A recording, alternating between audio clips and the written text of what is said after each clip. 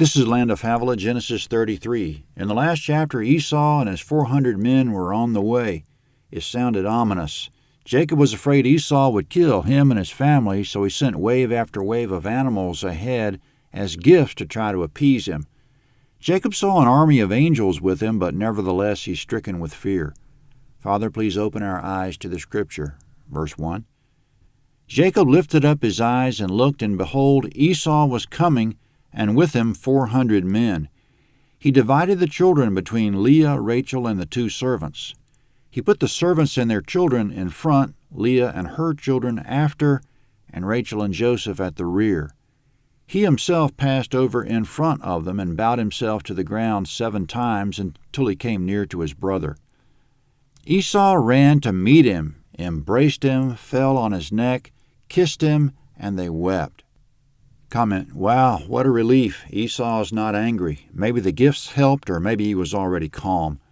Coming up, Esau will meet Jacob's family for the first time. First the servant wives and their children, then Leah and her children, then Rachel with Joseph. Speaking of Esau, verse 5, he lifted up his eyes and saw the women and the children and said, "Whose are these with you?" He said, "The children whom God has graciously given your servant." Then the servants came near with their children, and they bowed themselves. Leah also and her children came near and bowed themselves.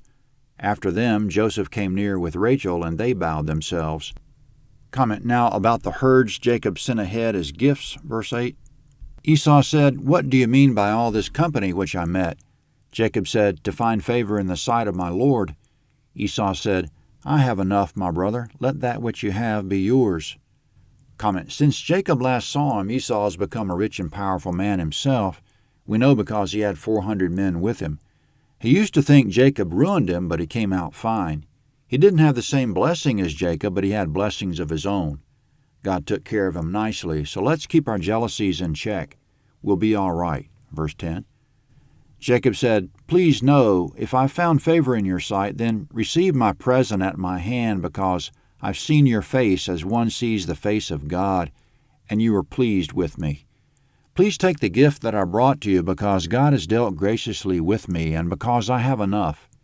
He urged him, and he took it. Esau said, "Let's take our journey, and let's go, and I'll go before you."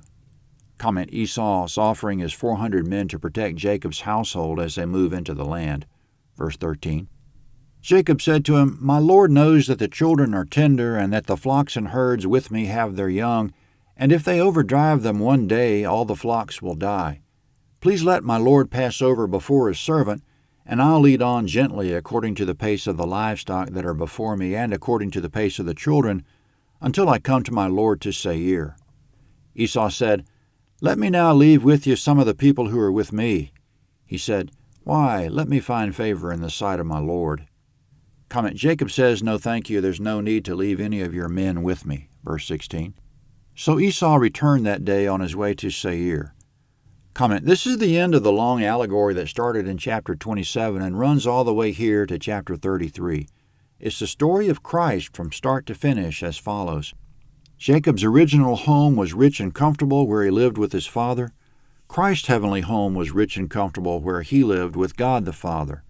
Jacob's rich father sent him out with nothing but the staff in his hand and his blessing.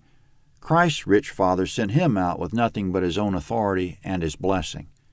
Jacob and Christ both left of their father's accord as well as their own accord. They both left to get a bride. The brides of Jacob were Leah, Rachel, Bilhah, and Zilpah. The bride of Christ is the church. To get their brides, they both left affluence and comfort for toil and labor. Both of them had expectation of gaining an innumerable number of descendants. They both acquired their families from the hand of an evil force, from Laban in Jacob's case and from Satan in Christ's case. Jacob had an epic run-in with Laban to deliver his family safely back home. Christ had an epic run-in with Satan to deliver his family safely to his heavenly home. Jacob presented his family to Esau. Christ presents us to God the Father. Esau might have destroyed Jacob's family, but Jacob appeased him with gifts. God might have destroyed us, but Christ appeased him. Jacob said of his family that they were, quote, "the children whom God has graciously given your servant," end quote. Christ said the same thing about the redeemed in Hebrews 2:13, quote, Behold, here I am with the children whom God has given me." End quote. When Jacob returned to Esau, he said, "I see your face as one who sees God." When Christ returned to his father, it was the face of God.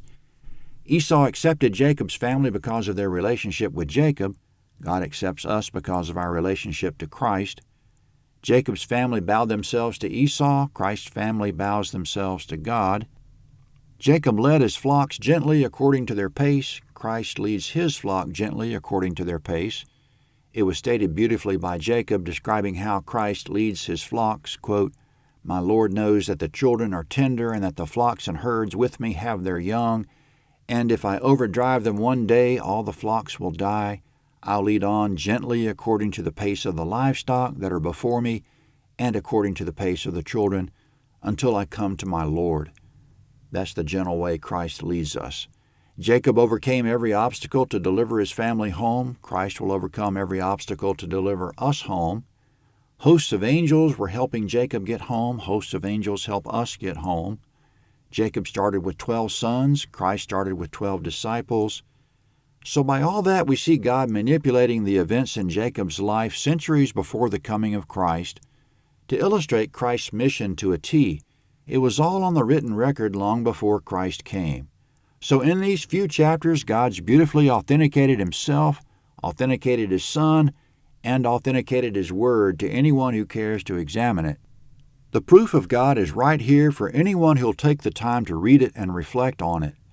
Jacob had no idea God was using him this way. He had no idea why all the hardship, but it had meaning far beyond his understanding.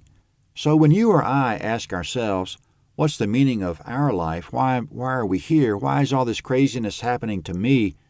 We should trust God.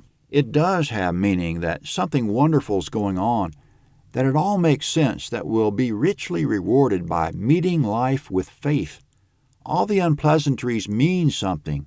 God's so brilliant, it doesn't matter if we don't see the pattern. He sees the pattern we don't see.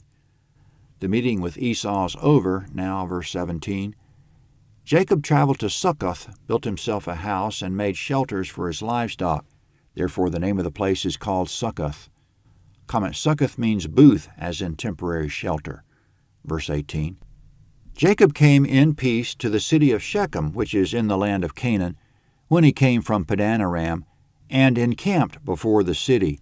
He bought the parcel of ground where he had spread his tent at the hand of the children of Hamor, Shechem's father, for 100 pieces of money. He erected an altar there and called it El Elohe Israel. Comment: God blessed Jacob with a peaceful reception at Shechem such that he was able to purchase some land.